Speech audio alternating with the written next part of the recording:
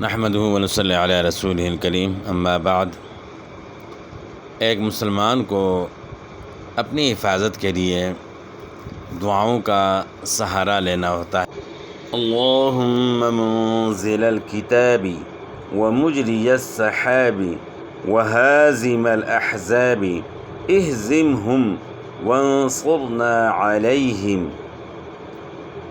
اللہم منزل الکتاب ومجری السحاب وہازم الاحزاب اہزمہم وانصرنا علیہم۔ اس دعا کو جو ہے نا آپ نے صحیح طریقے سے حفظ کرنا ہے، اس کا مطلب اور مفہوم اپنے ذہن میں رکھنا ہے۔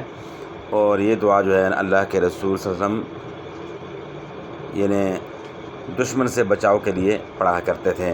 یعنی جنگی حالات ہوں تو جنگی حالات میں جو ہے دشمن سے خطرہ ہوتا ہے تو اس دعا کو اللہ کے رسول صلی اللہ علیہ وسلم پڑھا کرتے تھے۔ صحیح بخاری کی جو ہے نا یہ ہے یعنی حدیث سے ثابت ہے، اور اس دعا کو جو ہے نا اپنے لازمی پڑھنا ہے۔ باقی دعائیں جو ہے نا اپنی زبان میں بھی جو ہے نا دعائیں کریں، اور اس کے ساتھ ساتھ جو ہے صبح شام کے اذکار بھی جو ہے نا لازمی پڑھیں، تو انشاءاللہ اللہ تعالیٰ حفاظت کریں گے۔